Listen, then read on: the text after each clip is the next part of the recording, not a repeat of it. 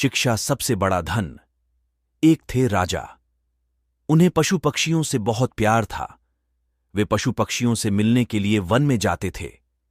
हमेशा की तरह एक दिन राजा पशु पक्षियों को देखने के लिए वन में गए। अचानक आसमान में बादल छा गए और तेज तेज बारिश होने लगी। बारिश होने के कारण उन्हें ठीक से कुछ दिखाई नहीं दे रहा था। राजा रास्ता भटक गए। रास्ता ढूंढते ढूंढते किसी तरह राजा जंगल के किनारे पहुंच ही गए। भूख प्यास और थकान से बेचैन राजा एक बड़े से पेड़ के नीचे बैठ गए। तभी राजा को उधर से आते हुए 3 बालक दिखाई दिए। राजा ने उन्हें प्यार से अपने पास बुलाया। बच्चों, यहां आओ, मेरी बात सुनो। तीनों बालक हंसते खेलते राजा के पास आ गए। तब राजा बोले, मुझे बहुत भूख और प्यास लगी है, क्या मुझे भोजन और पानी मिल सकता है? बालक बोले, पास में ही हमारा घर है, हम अभी जाकर आपके लिए भोजन और पानी लेकर आते हैं, आप बस थोड़ा सा इंतजार कीजिए। तीनों बालक दौड़कर गए और राजा के लिए भोजन और पानी ले आए। राजा बालकों के व्यवहार से बहुत खुश हुए। वे बोले, प्यारे बच्चों, तुमने मेरी भूख और प्यास मिटाई है। मैं तुम तीनों बालकों को इनाम के रूप में कुछ देना चाहता हूं। बताओ, तुम बालकों को क्या चाहिए? थोड़ी देर सोचने के बाद एक बालक बोला, महाराज, क्या आप मुझे एक बड़ा सा बंगला और गाड़ी दे सकते हैं? राजा बोले, हां हां, क्यों नहीं। अगर तुम्हें ये ही चाहिए तो जरूर मिलेगा। अब तो बालक फूले न समाया। दूसरा बालक भी उछलते हुए बोला, मैं बहुत गरीब हूं, मुझे धन चाहिए, जिससे मैं भी अच्छा अच्छा खा सकूं, अच्छे अच्छे कपड़े पहन सकूं और खूब मस्ती करूं। राजा मुस्कुराकर बोले, ठीक है बेटा, मैं तुम्हें बहुत सारा धन दूंगा। यह सुनकर दूसरा बालक खुशी से झूम उठा।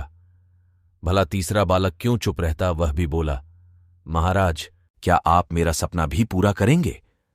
मुस्कुराते हुए राजा ने बोला, क्यों नहीं, बोलो बेटा, तुम्हारा क्या सपना है? तुम्हें भी धन दौलत चाहिए? नहीं महाराज, मुझे धन दौलत नहीं चाहिए। मेरा सपना है कि मैं पढ़ लिख कर विद्वान बनूं। क्या आप मेरे लिए कुछ कर सकते हैं? तीसरे बालक की बात सुनकर राजा बहुत खुश हुए। राजा ने उसके पढ़ने लिखने की उचित व्यवस्था करवा दी। वह मेहनती बालक था। वह दिन रात लगन से पढ़ता और कक्षा में पहला स्थान प्राप्त करता। इस तरह समय बीतता गया। वह पढ़ लिख कर विद्वान बन गया। राजा ने उसे राज्य का मंत्री बना दिया। बुद्धिमान होने के कारण सभी लोग उसका आदर सम्मान करने लगे। उधर जिस बालक ने राजा से बंगला और गाड़ी मांगी थी, अचानक बाढ़ आने से उसका सब कुछ पानी में बह गया। दूसरा बालक भी धन मिलने के बाद कोई काम नहीं करता था, बस दिन भर फिजूल खर्च करके धन को उड़ाता और मौज मस्ती करता था। लेकिन रखा धन भला कब तक चलता? एक समय आया कि उसका सारा धन समाप्त हो गया। वह फिर से गरीब हो गया। दोनों बालक उदास होकर अपने मित्र यानी मंत्री से मिलने राजा के दरबार में गए। वे दुखी होकर अपने मित्र से बोले, हमने राजा से इनाम मांगने में बहुत बड़ी भूल की।